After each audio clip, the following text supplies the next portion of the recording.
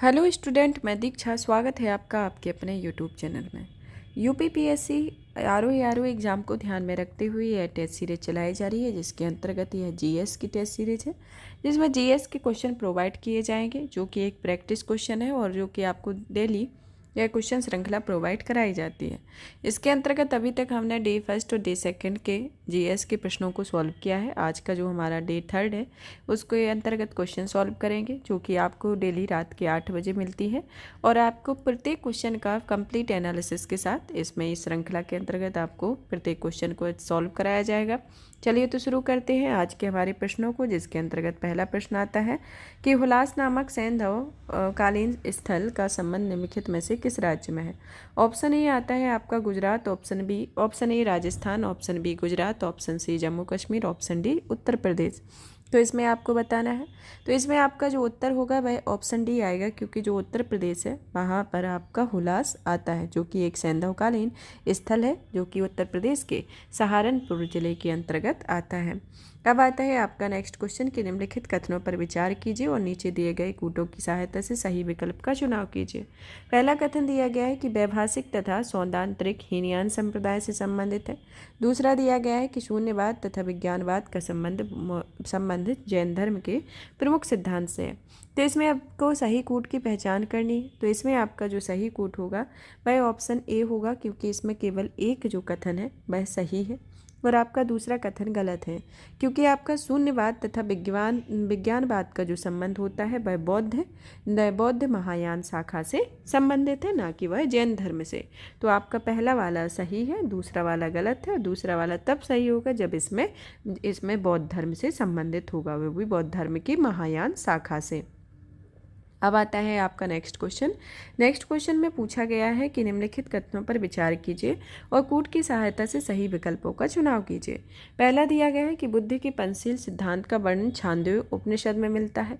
दूसरा दिया गया है कि महायान संप्रदाय आत्मा व पुनर्जन्म में विश्वास नहीं रखता है और ऑप्शन सी आता है। तीसरा कूट आता है कि बुद्ध के प्रवचनों का जातक कथाओं पर उल्लेख सूत पिटक में संकलित है।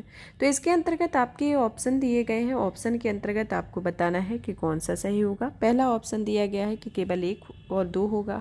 ऑप्शन बी आता है कि केवल 2 और 3 होगा। ऑप्शन सी में 1 और 3 होता है और ऑप्शन डी में उपयुक्त सभी होता है। तो इसके अंतर्गत जो आपका उत्तर होगा वह ऑप्शन सी आएगा, क्योंकि इसमें पहला और तीसरा आपका सही है, जो दूसरा वाला आपका गलत है, क्योंकि दूसरे वाले में महायान संप्रदाय जो है आत्मा व पुनर्जन्म में विश्वास करता है और जबकि हीनयान संप्रदाय जो है वह मूर्ति पूजा एवं भक्ति में विश्वास नहीं करता है। तो इसके संदर्भ में इसकी उपयुक्त व्याख्या हुई। अब नेक्स्ट क्वेश्चन आता है कि निम्नलिखित में से असत्य विकल्प का चुनाव कीजिए। असत्य विकल्प का चुनाव करना है, जिसमें ऑप्शन ए दिया गया है कि जैन मठों को वसादी कहा जाता है। ऑप्शन बी आता है कि रत्नमालिका ग्रंथ के रचनाकार खारवेल थे। ऑप्शन सी आता है कि जैन धर्म का महत्वपूर्ण ग्रंथ कल्पसूत्र संस्कृत में लिखा गया। ऑप्शन डी आता है कि महावीर की मृत्यु के उपरांत जैन संघ का प्रथम अध्यक्ष सुधर्मन बना हुआ था। तो इसके अंतर्गत आपको सही उत्तर की मतलब कि इसमें असत्य कथन का चुनाव करना है। तो इसमें जो असत्य है आपका वह ऑप्शन बी है, क्योंकि जो रत्नमालिका की ग्रंथ के रचनाकार वो खारवेल ना होकर वह राष्ट्रकूट नरेश अमोघ वर्ष के द्वारा लिखा गया था। तो आपका ऑप्शन बी गलत होगा। पहला, दूसरा और तीसरा आपका सही है। तो आपके जो कथन दिया गया है, जो कि आपका ऑप्शन दिया है, तो ऑप्शन बी आपका उत्तर होगा। नेक्स्ट क्वेश्चन आता है कि निम्नलिखित में से असत्य विकल्प का चुनाव कीजिए। तो आपको असत्य विकल्प का चुनाव करना है, जिसमें पहला दिया गया है, इसमें मौर्यकालीन उच्चाधिकारी और संबंधित विभाग दिया गया है। ये जो दिया गया है वह पोतावाध्यक्ष के संदर्भ में मापतौल का अध्यक्ष, व्यवहारिक जो है नगर का प्रमुख न्यायाधीश, विविताध्यक्ष जो है नौसेना का अध्यक्ष और संस्था अध्यक्ष जो है वह व्यापारिक मार्गों का अध्यक्ष है। तो इसमें आपको असत्य कथन सुमेलित करना है, जो कि इसमें 4 में से एक असत्य होगा। तो इसमें जो आपका ऑप्शन सी है वह गलत है, क्योंकि जो विविताध्यक्ष जो है वह नौसेना का प्रमुख नहीं होता है, क्योंकि नौसेना का जो प्रमुख होता है वह नवाध्यक्ष होता है और जो विविताध्यक्ष होता है वह चारागाहों का अध्यक्ष होता है। तो ये जो होगा वह चारागाहों का अध्यक्ष होगा और नौसेना जो होगा वह नवाध्यक्ष होगा। अब नेक्स्ट क्वेश्चन आता है आपका कि निम्नलिखित में से असत्य कथन चुनिए। का चुनाव कीजिए। ऑप्शन ए, ब्राह्मणों को भूमिदान सर्वप्रथम सातवाहनों ने दिया था? ऑप्शन बी आता है कि अशोक के रामपुरवा स्तंभ पर 4 सिंहों की आकृति तथा सांची और सारनाथ स्तंभ पर वृषभ आकृतियां उत्कीर्ण थी। ऑप्शन सी आता है कि शुंग वंश का अंतिम शासक देवभूति था। और ऑप्शन डी आता है कि मौर्य वंश का अंतिम शासक बृहद्रथ था। तो इसके अंतर्गत आपको बताना है कि आपका कौन सा कथन असत्य होगा। तो इसमें आपका ऑप्शन बी गलत है, क्योंकि ऑप्शन बी आपके इसके अंतर्गत गलत आता है कि अशोक के जो रामपुरवा स्तंभ पर वृषभ, लौरिया, नंदनगढ़ पर सिंह, सांची और सारनाथ स्तंभ के 4 सिंहों की आकृतियों का अंकन किया गया है, ना कि इसमें 4 सिंहों की अकेली रामपुरवा स्तंभ में 4 सिंहों की आकृति का नहीं, बल्कि इसमें यहाँ की रामपुरवा स्तंभ की वृषभ, लौरिया, नंदनगढ़ पर सिंह और सांची और सारनाथ स्तंभ पर 4 सिंहों की आकृति का उल्लेख किया गया है, उत्कीर्ण किया गया है। नेक्स्ट क्वेश्चन आता है आपका 7 नंबर का कि मध्यकालीन इतिहास में पहला ग्रंथ कौन सा था जो जल और थल दोनों में लड़ा गया था? ऑप्शन ए चंदेरी का युद्ध, ऑप्शन बी पानीपत का प्रथम युद्ध, ऑप्शन सी खानवा का युद्ध और ऑप्शन डी घाघरा का युद्ध। तो इसमें आपको बताना है कि यह कौन सा युद्ध ऐसा था जो पहला युद्ध था जो थल और जल दोनों में लड़ा गया था। तो आपका जो घाघरा का युद्ध था वह थल और जल दोनों में लड़ा गया था। तो ऑप्शन डी सही होगा, क्योंकि 5 मई 1529 में बाबर ने अफगानों को पराजित किया था और मध्ययुगीन इतिहास में यह पहला युद्ध था जो जल और थल दोनों में लड़ा गया था। तो ऑप्शन डी आएगा। नेक्स्ट क्वेश्चन आता है आपका कि निम्नलिखित को सुमेलित कीजिए। सूची 1 विभाग और सूची 2 में संस्थापक दिए गए हैं। ए में दिया गया है कि दीवान ए अमीर को ही अलाउद्दीन खिलजी से, दीवान ए मुख्त खराज फिरोज शाह तुगलक, दीवान ए वकूफ मोहम्मद बिन तुगलक और डी आता है कि दीवान ए इस्तिहाक जलाउद्दीन खिलजी। तो इसमें आपको बताना है कि एक दूसरे से सुमेलित हैं कि नहीं सुमेलित हैं। तो इसमें आपका जो ऑप्शन बी है वो सही है, क्योंकि दीवान ए अमीर को ही जो है वह मोहम्मद बिन तुगलक से संबंधित है। दीवान ए मुख्तराज जो कि राजस्व विभाग से संबंधित होता है वह अलाउद्दीन खिलजी से संबंधित है। दीवान ए वकूफ जो कि व्यय विभाग से संबंधित है वह जलाउद्दीन खिलजी से संबंधित है। फिर आता है दीवान ए इस्तेहाक पेंशन विभाग से संबंधित है जो कि फिरोज शाह तुगलक से संबंधित है। तो ये एक दूसरे से संबंधित है, इसी तरीके से आपका ऑप्शन भी सही होगा। अब नेक्स्ट क्वेश्चन आपका आता है कि सूची 1 और 2 को सुमेलित करने के लिए कहा गया है, जिसमें सूची 1 है इमारत और दूसरी सूची में शासक निर्माता है। जिसमें ये पहला ऑप्शन दिया गया है ऑप्शन ए कि जामा मस्जिद संभल, शेरशाह, रोहतासगढ़ का किला औरंगजेब, मोती मस्जिद आगरा बाबर, मोती मस्जिद दिल्ली शाहजहाँ। तो इसमें आपको सही सुमेलित बताना है। तो इसमें आपका जो जामा मस्जिद संभल है वह बाबर से संबंधित है, ये जो है वह बाबर से संबंधित है। रोहतासगढ़ का जो किला है वह किससे संबंधित है? वह शेरशाह से संबंधित है। जो रोहतासगढ़ का किला जो है वह आपका शेरशाह से संबंधित है। फिर आता है मोती मस्जिद जो आगरा में है वह शाहजहाँ से संबंधित है। फिर आपका जो मोती मस्जिद दिल्ली में है वह औरंगजेब से संबंधित है। तो इस तरीके से ये सुमेलित हैं, तो इसमें आपका ऑप्शन डी सही होगा। नेक्स्ट क्वेश्चन आता है आपका कि चिल की आँख वाला का युद्ध निम्नलिखित में से किसके मध्य हुआ था? तो इसमें आपको बताना है कि यह युद्ध किसके मध्य हुआ था। तो इसमें आपका जो ऑप्शन बी है वह सही है, क्योंकि यह अंग्रेजों और सिखों के बीच में यह युद्ध हुआ था और इस युद्ध में अंग्रेजी सेना का नेतृत्व लॉर्ड गफ ने किया हुआ था, जो कि अनगिनत रहा था। अब आता है आपका नेक्स्ट क्वेश्चन जो कि 11 नंबर का कि अंतरिम सरकार जो कि वर्ष 1946 में शामिल सदस्यों व उनको आवंटित विभागों के संबंध में निम्नलिखित में से असत्य विकल्प का चयन करना है। जिसमें ऑप्शन ए खाद्य एवं कृषि मंत्री आसफ अली, ऑप्शन बी रक्षा विभाग बलदेव सिंह, ऑप्शन सी वित्त मंत्रालय लियाकत अली, ऑप्शन डी विदेश मामले व राष्ट्रमंडल संबंध विभाग पंडित नेहरू। तो इसमें बताना है आपका कौन सा उत्तर असत्य होगा, मतलब कि असत्य कथन की पहचान करनी है। तो इसमें आपका जो ऑप्शन ए है वह असत्य है, क्योंकि खाद्य एवं कृषि मंत्री जो थे वह डॉक्टर राजेंद्र प्रसाद को बनाया गया था और आसफ अली जो थे वह रेल मंत्रालय के मतलब कि रेल मंत्री इनको बनाया गया था। कौन सा मंत्री बनाया गया था? इन्हें रेल मंत्री और इन्हें बनाया गया था राजेंद्र प्रसाद को खाद्य एवं कृषि मंत्री बनाया गया था। अब क्वेश्चन आता है कि अकबर द्वारा उठाए गए निम्नलिखित कदमों के कालानुक्रम को व्यवस्थित कीजिए। पहला दास प्रथा का अंत, दूसरा जजिया कर समाप्ति, तीसरा इबादत खाने की स्थापना और चौथा मजहर खाने की घोषणा। तो इसमें आपका सबसे पहले तो जो आपका दास प्रथा का अंत हुआ था, दास प्रथा का अंत कब हुआ था? 1562 में दास प्रथा का अंत किया गया था। फिर जजिया कर की जो समाप्ति हुई थी वह 1564 में जजिया कर की समाप्ति हुई थी। फिर आता है आपका इबादत खाना, जो कि आपका 1575 में इबादत खाने की स्थापना हुई थी। फिर आता है मजहर की जो घोषणा की गई थी, 1579 में मजहर की घोषणा की गई थी। तो ये प्रमुख इनकी डेट है। तो इनके कालक्रम में देखा जाए तो ये एक दूसरे से ये चारों ही सुमेलित हैं कि दास प्रथा का अंत 1562, जजिया कर समाप्ति 1564, इबादत खाने की स्थापना 1575 और मजहर नामा की घोषणा 1579 के अंतर्गत की गई थी। तो ऑप्शन बी आपका सही होगा। क्वेश्चन आता है आपका कि सूची 1 और 2 को सही सुमेलित कीजिए, जिसमें सूची 1 में पुस्तक है, सूची 2 में लेखक दिए गए हैं। सूची 1 में नीतिसार, यास, कथा, सरित सागर, पद्मगुप्त, निरुक्त, कामंदक और नव, सहसांग, चरित, सोमदेव। तो इसमें आपको बताना है कि एक दूसरे से कौन सा सुमेलित है। तो इसमें आपको सुमेलित करके बताते हैं कि जैसे नीतिसार जो है, नीतिसार के कामंदक है तो इसका 3 होगा। फिर कथा सरित सागर जो है वह सोमदेव का है तो इसका 4 होगा। फिर निरुक्त जो आता है वह आता है यास्क का, और जो आपका नव सहसांक जो चरित्र आता है वह पद्मगुप्त का आता है। तो इसके अंतर्गत आपका ऑप्शन सी होगा।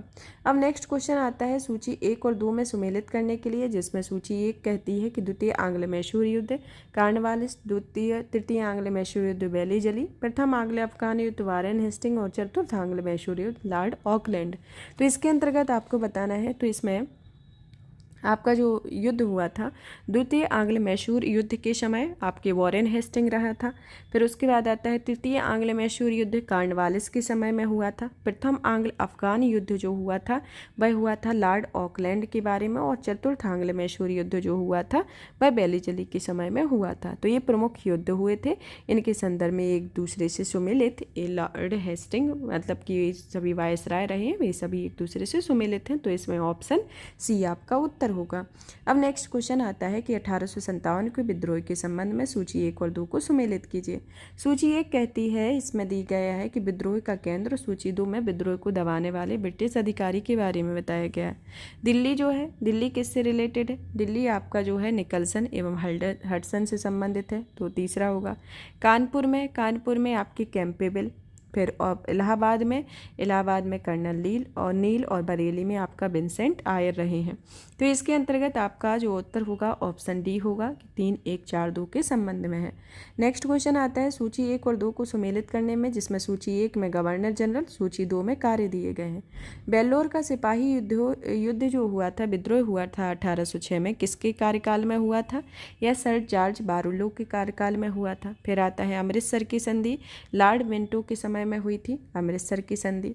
फिर आता है एल्बर्ट बिल विवाद, जो एल्बर्ट बिल विवाद हुआ था वह लॉर्ड रिपन के समय में, और कृषि अनुसंधान केंद्र पूसा की स्थापना किसके समय में हुई थी? लॉर्ड कर्जन के समय में हुई थी। तो इसके अंतर्गत आपका ऑप्शन बी सही होगा, जो कि 2, 1, 4, 3 के संदर्भ में सही है। नेक्स्ट क्वेश्चन आता है आपका कि दीपावली घोषणा पत्र निम्नलिखित में से किसके शासनकाल में आया था? ये जो घोषणा पत्र है किसके शासनकाल में आया था? तो इसका जो संबंध है वह लॉर्ड इरविन से संबंधित है, क्योंकि दीपावली घोषणा पत्र 1929 में डोमिनियन स्टेटस से इसका संबंध था, और यह भारत के वायसराय उस टाइम पे लॉर्ड इरविन थे, उस टाइम पे यह आया हुआ था। अब क्वेश्चन आता है कि वर्धा योजना 1937 के तहत मूलभूत शिक्षा राष्ट्रीय नीति बनाने हेतु निम्नलिखित में से किसकी अध्यक्षता में एक समिति गठित की गई थी? तो option A Rajendra Prasad, option B JB Kripalani, option C Zakir Hussain, option D Rahimtullah Sayani.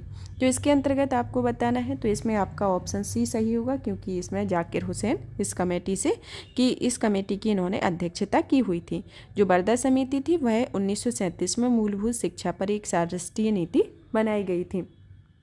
Question आता है कि एचिसन कमेटी 1886 के संबंध में किससे संबंधित है? ऑप्शन ए अकाल से संबंधित है, ऑप्शन बी सांप्रदायिक निर्वाचन से, ऑप्शन सी लोक सेवाओं से संबंधित है, और ऑप्शन डी देसी रियासतों से संबंधित है।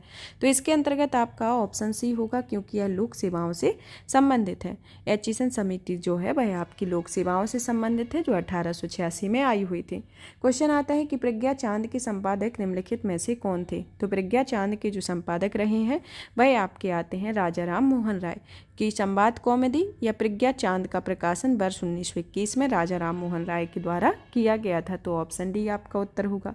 क्वेश्चन आता है कि निम्नलिखित में से किस महान विभूति का बचपन का नाम मूल शंकर था। तो इसमें आपको बताना है। तो इसमें आपके जो ऑप्शन सी है वो सही है, क्योंकि दयानंद सरस्वती जी जो थे उनके बचपन का नाम मूल शंकर था और इन्होंने सत्यार्थ प्रकाश, पाखंड खंडन, ऋग्वेद भाष्य आदि ग्रंथों का भी लेखन किया हुआ है। तो इसके साथ ही आपका ऑप्शन सी सही होगा। नेक्स्ट क्वेश्चन आता है कि सूची 1 और 2 को सुमेलित करने के लिए दिया गया है, जिसमें सूची 1 जो है वह राघवन समिति किससे संबंधित है। राघवन समिति जो है आपकी प्रतियोगिता नीति और कानून से संबंधित है। नरेश चंद्र समिति जो है वह आपकी निजी कंपनियों से संबंधित है। तारापुर समिति जो है वह पूंजी खाते में परिवर्तनीयता से संबंधित है और मार्गसेलकर समिति जो है वह नकली दवाओं पर रोक से संबंधित है।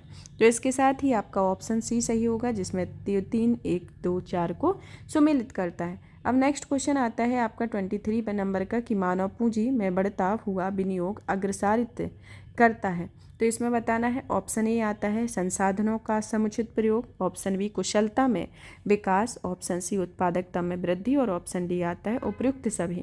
तो इसके अंतर्गत आपका जो उत्तर होगा ऑप्शन डी होगा, क्योंकि है कुशलता में विकास, उत्पादकता में वृद्धि तथा संसाधनों का समुचित प्रयोग सभी को मानव पूंजी में बढ़ता हुआ विनियोग अग्रसारित करता है। तो आपका ऑप्शन डी सही होगा।